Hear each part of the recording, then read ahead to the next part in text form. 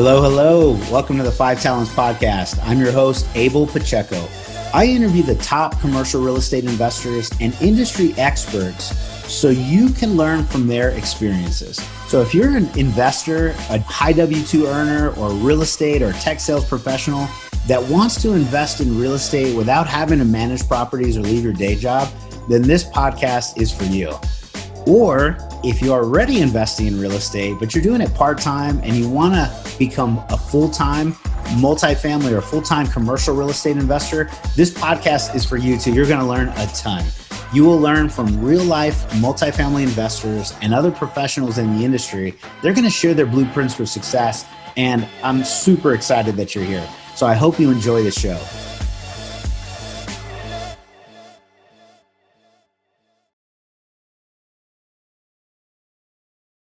Hello, hello. This is Abel Pacheco, your host for the Five Talents Podcast. We have an amazing guest yet again. When I say amazing, I'm probably just undervaluing how tremendous of an impact Sharon Lechter has had in our space, in the real estate space, and just wealth creation, generational wealth. Her ability to provide impact on so many people on such a large scale is probably understated when I have this introduction, but I have more. Let me pause here and just say hello. Hi, Sharon. Thanks for joining. Hello, Abel. I'm so delighted to be with you, and I'm so proud of what you've created, and wonderful that you're sharing this with everyone. I sincerely appreciate it, and thank you for joining us. And you're just one of those special individuals, that we get to interview, and I'm blessed, humbled that I have the opportunity to. So if you've never heard of Sharon, let me introduce her, and I'll turn it over to her so we can get it in her own words as well. But Sharon is an internationally recognized individual that's a financial literacy expert. She's a keynote speaker, a business mentor. She has been a New York best-selling author. She's a successful entrepreneur, a philanthropist. She's had about 35 years as a licensed CPA. She's advised 2 presidents on the topic of financial literacy. And if you don't know Rich Dad, Poor Dad, or that series, then you're probably on the wrong podcast, because I think most of our audience is real estate investor, wealth creation, one or the other, the money-making, income-generating asset, NOI folks. So she is just an amazing individual that's had a big impact on me and my family personally. And I'm just so pleased to have her as a guest. So I probably get starstruck for a moment, Sharon, and you'll have to forgive me. But please let me turn it over to you. Please give us a good introduction in your own words, who you are, and we'll start a great conversation there. Well, thank you, Abel. And it's just me. All right, nothing to be starstruck over. I grew up in a very lower middle class home in a little tiny house between my mom's beauty shop and my dad's used car lot. And we had rental properties that I had to go scrub out bathrooms between tenants at 10 years old. I swore I'd never be an entrepreneur. I wanted to be a sophisticated professional. So I was the first one in my family to go to college. Got my degree in accounting, and I was a young single woman in hot Atlanta, loving every minute of it until I was about age 25. I was very successful, but I was a pioneer, one of the first women hired in the Southeast United States. And it was, it was hard to make a path, but I worked hard and I was very successful. But right old age 25, I said, if I'm going to work this hard, I should be working for myself. And all of a sudden, my parents looked a whole lot smarter. Mm-hmm. And did not realize that everybody else didn't have that same education of understanding the value of assets, income producing assets. Yes. My favorite word on earth, assets. Mm-hmm. So I left public accounting and started my entrepreneurial career. Started and sold a woman's magazine, helped build the talking children's book industry around the world, the books with the sound strips down the side. So I learned a lot about publishing. I learned a lot about the power of association. We had this new technology in the late 80s when kids didn't have electronic things. And so how could we get parents to trust us? So we aligned with little companies like Disney, Warner Brothers, Sesame Street, Marvel Comics. The little guys. Little guys. And it was incredibly successful. Yeah. And we sold that company in our 5th year.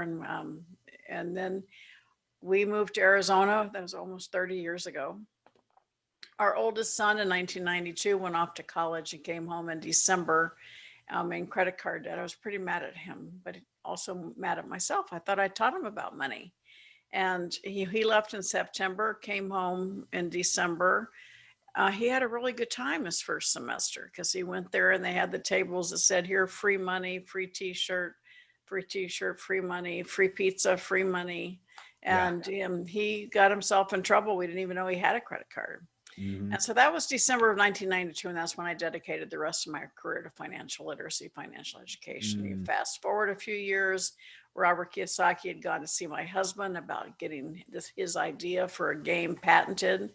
And so Michael introduced us. I met him at the first beta test. I was the only one that got out of the rat race, but I loved the concept because it was what I was teaching in schools at the time. That was Cash Flow, the game? Yes, Cash Flow. Wow. So I volunteered to help him commercialize the game Cash Flow. Started working with him just as a friend. And then he told me he wanted to charge $200 for it. And I said, maybe you should write a brochure that explains your philosophy, because $200 for a board game might be a tough sell. Mhm. So that's when he asked me to be his partner. We were partners for 10 years. Wow. And that brochure we wrote to sell the game was Rich Dad, Poor Dad. No kidding. I had no idea. Most people don't know that, but we never expected this to take off on its own. We thought this was how we were convince people to buy the game. And then all of a sudden, we need to write some more books. So we did the trilogy, Rich Dad, Poor Dad, Cash Flow Quadrant, Rich Dad's Guide to Investing, thinking our trilogy, that's good. Well, we ended up writing 15 books together during our 10-year partnership. And I launched the Rich Dad Advisor series, another dozen books. So we became a huge publishing company, but we went on to do 2, 3, or 4 different games, as well as audio products, infomercial products. And we really exploded around the world because it was the right message at the right time. Really a viral marketing success before Amazon, before the internet. Yeah. People telling other people about the book. And in China, they called us the Purple Storm. But I was able to combine what I'd learned at all my other companies and say, okay, instead of us paying royalties to these big brands like Disney, Warner Brothers, I want to build the brand that other people want to align with. And so that's what we did with Rich Dad. We built the brand, and then we went to infomercials. Time Life came to us and wrote us a check. They used their people, their resources, their technology to help spread the word through infomercials. Same thing with coaching, same things with the book. Warner Books picked us up. So understanding the power of taking a successful business, making it sustainable, scalable, and saleable is really the history. And then when I left Rich Dad, I got the call from President Bush, which was a huge honor. And I always tell people that part of the story, because sometimes you have to close a door for other doors of opportunity to open in your life. And if I hadn't made the decision to leave Rich Dad, I wouldn't have gotten that call. And then the following March in 2008, I got the call from the Napoleon Hill Foundation. Now, having built the largest personal finance brand, being asked to step into the world's largest personal development brand to help reinvigorate Napoleon Hill's teachings, because we know what was happening to the economy in 2008. Another huge opportunity, one that I just cherish. And so I wouldn't have gotten that call had I still been at Rich Dad. So I always challenge your audience, everybody listening. Is there a door in your life that you need to close to make room for new opportunities? And that kind of brings you to where I am today. My last book with the foundation was Success and Something Greater. And then I had the opportunity to co-author the book Exit Rich, which is coming out in June of 2021. I'm very excited about it. But you can get your electronic copy today by going to exitrichbook.com/buy. This book, we've partnered with Inc. Magazine. Steve Forbes says that it is a gold mine for entrepreneurs, and it really helps people understand how to build that value in your company and how to own a business, not a job, how to create that economic engine. So that kind of brings you to where I am today. Holy moly, Sharon. I don't even know where to begin. There's so many nuggets in here. That is just, it's awe-inspiring. It's very inspirational, very motivational. At the same time, just even on the education side, how does one become somebody like Sharon Lechter? Well, it starts with an opportunity that you went down, one door opened. You have to leave something else and go start a new one. And I'm sure when you had talked to Robert back then, and he was talking to you and your husband, and you're like, man, you're going to sell this game for $200. I mean, we think of it as, oh yeah, the purple and yellow book today. However, back then it was, just another person, another idea, and although good one, right? You didn't have any idea that it was going to explode the way it did, and it was just all the Wow. right things happen, right? Yeah, we had no idea we were going to become a publishing company. We Mhm. thought we were a game company, and the world said, no, no, there's more. And we actually thought our brand was Cash Flow. That was the name of our company. Mm. But the world said, no, your brand is Rich Dad. Well, that's awesome. So let's even start at these couple things, because if people want to learn more about you, they can, I'm sure, find you all over the internet and go reach out. But just for somebody like myself, uh, I get I want to make sure the audience can really understand this. You had to take these big risks and big leaps and leaps of faith, and then how do you determine which ones are the right ones? And then you've got all these opportunities today, but leading up to that, tell us about a couple of the risks that you took, and how you just made sure that they were the right ones. Well, when I left public accounting, I still remember I had the offer to go with a client, and I would go back to my condo, and I did the old yellow legal pad, pros and cons, and it didn't help me a bit. I could argue both sides, but my hand kind of took off and wrote across the top of the page, "Why not?" So everybody say, "Why not?" Hmm. Right? Why not do something different? Why not take a path less traveled? Why not solve a problem or serve a need? And that's really been my guiding mantra my entire life. Why not do something different? When the publishing company said we don't do it that way, I go, why not? Right? And because too many of us, we get used to being told things, and so we don't question it. Why not do something different? Why not create a pathway that's unique to you and have the opportunity to solve it? We have lots of problems and needs out there. Well, every successful business solves a problem and serves a need. So pick one that gets you here and go take care of it, tackle it. Yes, I love it. Every successful business solves a problem, serves a need. Why not? Why not me? What there's a couple of letters I'll add behind that. Why not? You can absolutely go do this, and you don't have to carve out this. Don't have to follow the same path that someone else carved out. The beauty of today, I think, with education, technology, the amounts of information just out there today that's readily available, readily accessible on the internet, on this that we're doing for free, is just, it's so vast, it's so overwhelming. But you have the ability to tap into this knowledge, and we may say, well, everything was done this way a particular number of years. Well, why not try to change it? And I don't know, that's awesome. Thank you very much, Sharon, for sharing. Also, you mentioned a couple things. The businesses. I wrote down a few of the S's. I think I missed one. You said you're helping people understand how to build successful, sustainable, sellable. Was there another Yeah. S that I missed? Successful, sustainable, scalable, Scalable. and saleable. Okay. Let's talk about that for a moment, because you've had a tremendous run in doing just those things. If ever there's a time I want to learn how to do this, I think now's the time this year. So tell us about that, just maybe a couple minutes, and then maybe point us to a resource that I'm sure you have this written somewhere too. Yeah. My new book. Yes, absolutely. Um, Perfect. a business, most people that consider themselves business owners actually own a job. They've created a job for themselves. They haven't really created the business, because a business is, comprised of a lot of different aspects. I happen to have this visual, which is, the mission, the problem you solve, and then your ability to lead it, and then the right team, the right people around you. But if you don't establish the right legal foundation for your business, you're never going to have the success you deserve. You don't build a house without going down first. The foundation is so important, and too many people kind of get right into the product and the profits without building the structure of the legal foundation of their business. In addition to the right agreements, in this Mhm. world of outsourcing, people pay for things, your website, your pictures, but unless you have the right agreement, you don't own that. And you need to own that intellectual property. Having the available resources, understanding you don't have to have cash to make money.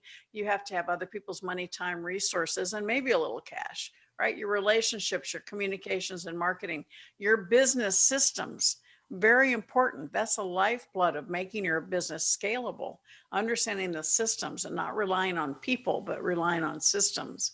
And then your deliverable, which is your product or service. Yeah. And so I help people understand to create that economic engine, their business, so they own a business, not a job, and it becomes an asset that works for them. Mhm. Because as you well know, you talked about cash flow quadrant. That's the second book in the Rich Dad series, and it talks about the way we make money. All right.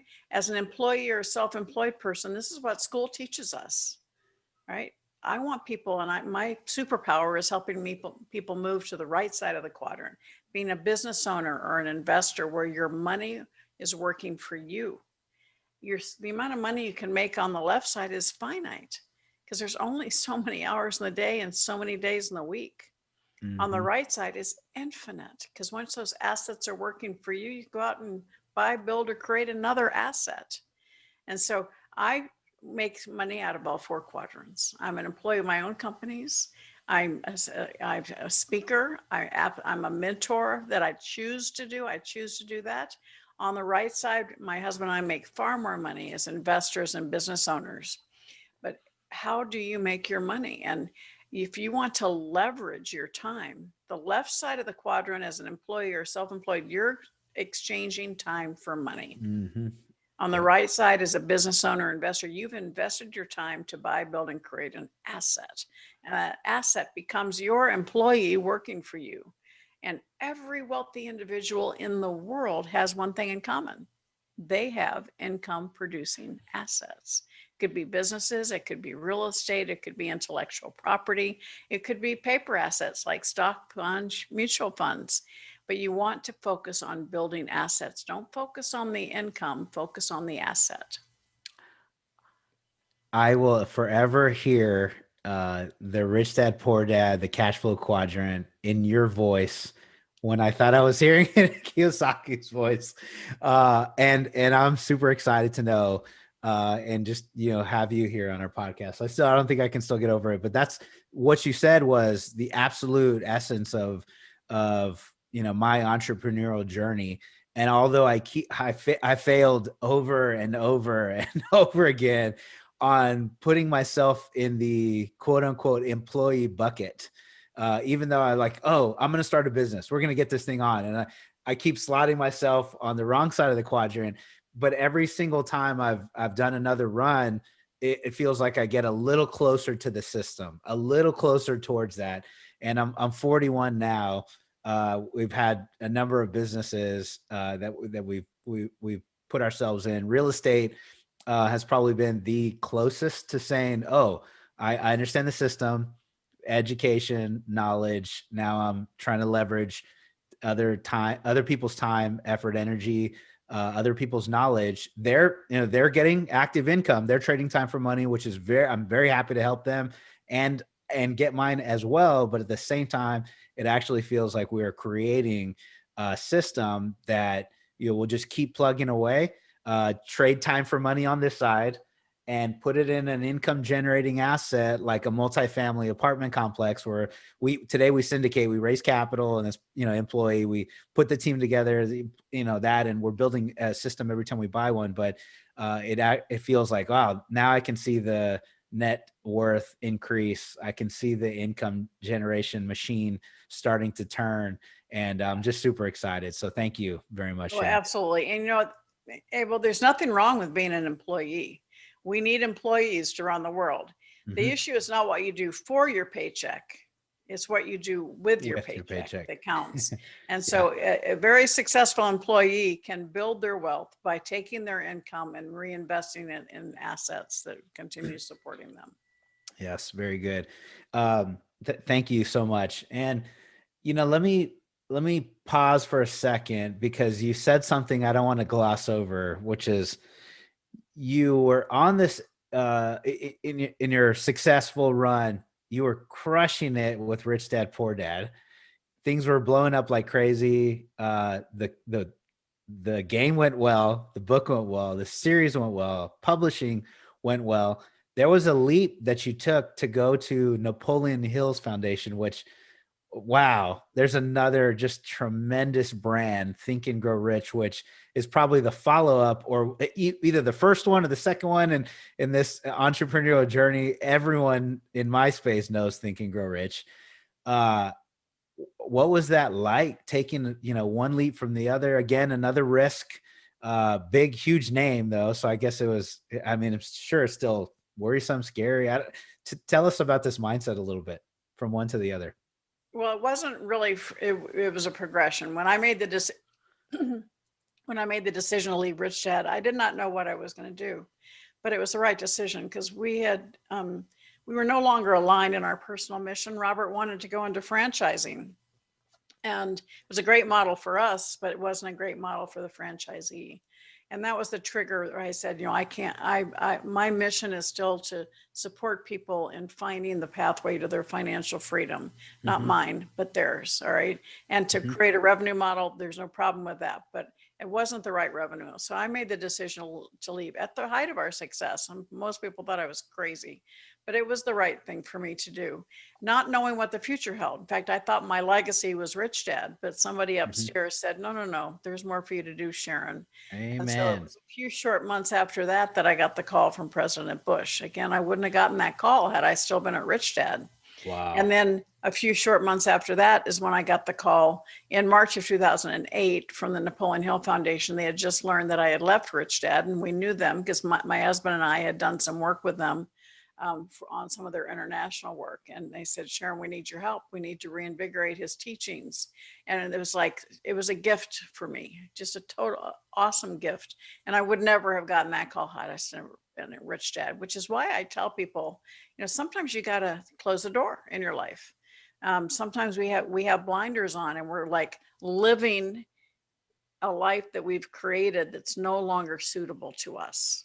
Living a life that has become uncomfortable, but we won't dislodge ourselves because that's what we know. And so we suffer through life. And I said, no, take that step and say, this is not working. Stand in your own truth, and other opportunities will present themselves to you. Yes. And thank you, Lord, for that. You've continued to just kind of step through that door and can continue doing so. And I imagine you're still doing so. But that's just a tremendous, message. I think somebody needs to hear that, where they're maybe holding on a little too tight to something old because they think, oh, I don't want to leave the success run that I've had, but in the future, there's bigger, better, brighter things. And they've just got to take a little leap to get out there. So that's very encouraging. Hello. You're listening to the 5 Talents Podcast. I'm your host, Abel Pacheco. If you're enjoying this podcast, then I know you're serious about achieving financial freedom. Are you ready to create your own path through multifamily investing for yourself and your family? Then I know you're going to appreciate our Investor's Guide to Multifamily Investing. It's titled Tackling Commercial Real Estate the Easy Way. We use this guide to invest ourselves in $93 million worth of real estate. So we're going to show you the basic mechanics of multifamily syndications and how to evaluate your next passive investment opportunity. So the best part, if you subscribe to our podcast now, leave us a review and a rating. I'm going to give you a free copy of our ebook. So please take a moment to do that now. Once you've done that, go to 5tcre.com/ebook, 5tcre.com/ebook. Make sure to let us know you left a review, and we're going to send you a free copy. So thank you so much for subscribing to the 5 Talents Podcast. We really appreciate it.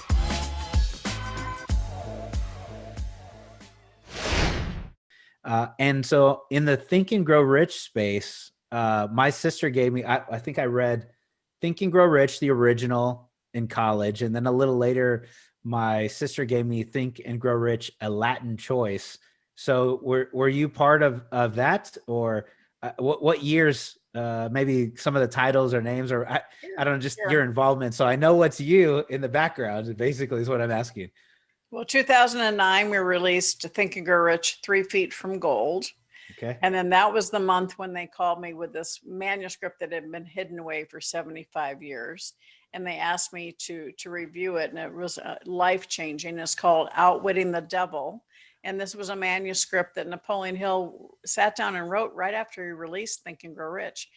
Think and Grow Rich was a 25-year project. And when he released it, he was frustrated because he said, even though people know what they're supposed to do, they don't do it. And he added that last chapter, The Six Ghosts of Fear, in Think and Grow Rich, but he said, I still need to do more. So he sat down and wrote the manuscript. And his wife worked for the Presbyterian College, and she forbid it to be published. And so it was locked away in a vault. He died in Mm. 1970s, and she died in the 90s, and her sister had the manuscript until about when we were, just before we released 3 Feet from Gold. And I got a call from Dawn saying, Sharon, I just got this. I don't know what to do with it. I was only the fourth or fifth person to read it. I still remember I went over to San Diego. I like to do my writing alone at the ocean. I read this manuscript, and of course, it's on a manual typewriter and had handwritten notes from Napoleon Hill in the margins. It was as if I Awesome. was having a conversation with him. Yeah. And I read it in a couple of hours, and it was just like really transformed my thinking about how many of us are trapped with fear. Fear and things that happen to us as children that are still holding us back as adults. I said, this has to get out. And the book is actually an interrogation of the devil, making him give up his secrets. And, people go, oh my gosh, no, no, no. And I go, no, it says in there, he says, you can think I'm talking to the real devil or the imaginary one in our brain. Will you derive any benefit from what I share? And it's incredible because he talks about how we hold ourselves back. And so that was an incredible book that just still today, so perfect for what's happening in the world right now in 2020 and 2021. And then I did thinking, when I released that, we came out with Think and Grow Rich for Women. And then my most recent one with them is Success and Something Greater, with Mm. more to come, more news to More come. to come.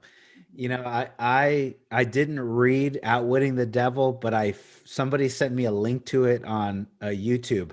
And so I've listened to the audio. And so I have the voice of the devil, and I have the voice of the interviewee, Yeah, the interviewing back and forth. I insisted they get two actors for the audiobook and that they had um, to audition because I wanted the devil to have that grovelly voice. He was So good. He was really good. And I love that. I love hearing it. It reminds me of the Screw Tape letters as well. And to hear from the devil, or that the just the evil part of it, it's like, oh, it's not as evil as it sounds. It's using yourself. You actually, I'm going to put a little trickery here. You think you're doing this, you think you're doing that, but really no. You're going this direction. And if he can outmaneuver us in our own mentals, a lot of it is just ourselves, right? Is we put ourselves down. Or I'm speaking about me, so I don't want to speak about you and any of my audience. But for me, it's like, wow, I have limiting beliefs. I believe I can't do something. Oh, I'm a failure. I can't push myself or progress to have that success that someone else can. But he's a liar. He's absolutely a liar.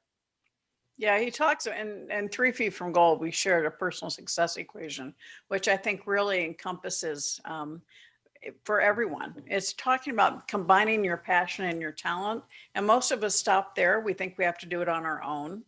But it's P plus T, passion plus talent, times A. That power of association that I learned early on, and all of my success is surrounding myself with the right people, having mentors, having people on my team who are strong where I am weak, and having people on my team that kick me in the you know what and moving in the right direction. Yeah. Times A for taking action. How many times do we know what we're supposed to do, but we don't do it? And then plus F for faith, having confidence in yourself, having confidence and faith in what you're doing, that it's needed and necessary, and that it will succeed. And too many of us, that F is fear. Yeah. limiting beliefs. It keeps us from achieving the success we want. So when I start working with people, invariably it's the power of association and that faith, that self-confidence that need the most work. And they go Yes. hand in hand. When you have the right people around you, it builds your self-confidence. Yeah. We're And so shoulders back, a little head higher. I've got yeah, some power behind me. Yep. you can go to personalsuccessequation.com and I have a worksheet for you to work through your own. It's totally free. It's a gift. Personalsuccessequation.com to really sit back and give yourself an honest assessment about your passion, your talent, and the people around you, your associations, and then taking action, look in the mirror. But most importantly, do you feel strong? Do you feel ready to take on the world? Because too many people hide their brilliance because of a lack of Hmm. self confidence. I want to expose your brilliance for the world. Yes. Yes. Miss Sharon, this is exactly what I was hoping for and more for you coming on our interview. I'm ecstatic that we get to put this out there. Go to that website, check it out. I was going to ask you to repeat the equation, but you have it on that link, and we'll put it in the show notes, and go rewind real quick once the live's over, because that's going to be awe inspiring. And I can hear in your voice and just some of your words. I don't want to presume anything about you, but I'll just share my faith for a second. I'm a Christ follower, a Christian, and my faith and the fear component, to me, it's like, well, God, in the Bible says so many times, don't be afraid. However, as a human, I'm afraid constantly. And the more that I can give over to him, the more that I've had that empowered confidence. And it's just hard to do that. And I can feel that faith oozing out of you when you speak. It's amazing. Well, thank you. Yeah, fear does one of two. Fear paralyzes us or motivates us. Most of us are paralyzed. Mm-hmm. And when you are in fear, you're looking down and you miss opportunities. When you're in faith and Yeah. you trust that what's going to happen is going to be what's supposed to happen, you're looking up. And that's when you spot those opportunities. Yep. All right. This is awesome. Well, thank you so much. For the for anybody that is trying to get some of this education, some of the knowledge, some of the mentoring, whatever it is that you are sharing, how do we get closer to you? And actually, who do you want to reach out to you? What are the different avenues, your books? And I don't know if there's one link or many links. We're going to capture as many as we can in our show notes. So please tell us who you want to reach out and how, and we'll Well, start thank there. you. Well, certainly SharonLechter.com, my website, has information on there if you're interested in me speaking, or if you're interested in mentoring. We have both one-on-one and group mentoring programs, and there's a process on my website that you can go through. Any requests, any questions you have, you can reach out to us directly at info@SharonLechter.com. But I welcome you to join me on Clubhouse, on Instagram, on Facebook, author Sharon Lechter. I'm on Twitter. So I'm out there. Just reach out to us, and but info@Sharon Lechter gets to our office directly. So feel free Yeah. to do that. We have a lot of online programs that we have specials on. So just reach out to us. We'd love to support you in any way we can. We look forward to reading And Eggs Are Rich. and yes, please buy Exit Rich. If I've said anything today that's supportive of you, I want you to find out that for $24, you may find a way to add millions to the valuation of your business. So exitrichbook.com/buy. I'd really appreciate it if you would support us in getting this information out there so you can create a higher level of value and exit rich. Absolutely. It's amazing how little investment $24 is. And when you think about the education knowledge, every $20 book has probably been some of the biggest investments or biggest return of my investments ever. And we try to fill the now Audible. Is it going to be on Audible It or? will be. Okay, It we'll will be be. soon. We'll have to get a physical copy, but either whether it's on my bookshelf or in my Audible library now, it's just amazing. The knowledge applied will absolutely change a life. So I'm excited. Well, Miss Sharon, is there anything that we didn't talk about today?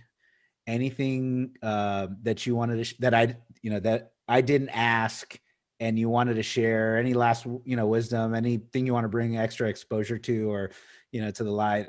The time is yours. Please take as much as you want. Well, again, moving to the right side of the quadrant, you do that through assets. Assets is my favorite word on earth. Assets are sexy. And I want you to analyze how many income producing assets you have. Now, assets include the businesses we've been talking about building, but also, you can see behind Abel, real estate is a great asset to have that generates passive income. Intellectual property, what you can share it in books, programs, within a business. And then understand that you have every right to take the money you're earning and invest it into paper assets, stocks, bonds, mutual funds. They're all assets. They all work for you. They all become income generators. And so where are you today and where do you want to be? And the most common element between wealthy people in the world is income producing assets. And many of them have made their wealth through real estate, but the vast majority of them hold their wealth in real estate. So as you know, as we sit here and we're looking at these incredible pieces of real estate behind Abel, take the opportunity to learn more about how you can get involved. And there's so many ways to invest in real estate now that with where we are in the future, interest rates where they are, it's a great time. So think about it. Absolutely. Absolutely. All the ones behind me, Sharon, you can take a good amount of credit for. I'll say that. Because it took me 10 years to buy 8 single family houses. Some of the limiting beliefs that we were talking about. We used the bank leverage, but we didn't raise capital. It was just me and my wife, and we just saved money. We made it in tech, and then both of us squirreled away as much as we could. We bought another single family house. We did that over and over and again. And then I read Ken McElroy's ABCs of real estate investing, which I now realize is one of the under your house, or the publishing side of it. And I read that a long time ago, but it took me years to take action. Finally started taking action, and I'm going back to these books and I go, oh, the key was always right here. I just didn't believe I could do it. And now we're raising, what we do is we raise private capital from investors. We try to buy 100 unit plus apartment complexes. Our equity investors are there. Then the bank gives us, the other people's money we leverage. And now all of us are owners. We buy something bigger than what we would have been able to buy, on our own. And we're all reaping the benefits. The community, the renters, they have a, clean, comfortable, safe, really nice housing. The investors making a good return. We get to scale and have a sustainable, scalable, successful, sellable business, and which is just amazing. So thank you very much for your help. All these are passive investments and also active investments that we've acquired in the last 3 years. Good for you. Congratulations. That's great. And you're providing the opportunity for other people to invest their money passively to be able to expand their wealth. So it's wonderful. I did not know until I started raising capital that there was so many people that have created wealth, but need to figure out how to go reinvest it. And they've done so well in their either professions or their entrepreneurs or business side of it, that they're looking for other people to kind of put everything together for them. And they just want a vehicle. But they've worked hard for their money, and now they want their money to work hard for them. And so I'm just starting to learn this. They want the system to be able to invest in. So you're creating the systems for them to hold their wealth within your system. Absolutely. Thank you very much. We have a hard stop now, and I don't want to take, over a lot of the time. It's such a pleasure. I'm very humbled. I'm very grateful that you would spend an hour with us. So thank you. Thank you. It's been my honor and privilege, and I look forward to the next time. All right. Well, this is Abel Pacheco, your host of the 5 Talents podcast. I know you got a lot of value, and don't let me, you got a lot of value from the show. You need to right now go to our podcast. You need to subscribe, leave a written review for Sharon. You need to go connect with her, buy her book, go do the Insta thing, the Facebook. I'll connect on all the different ways.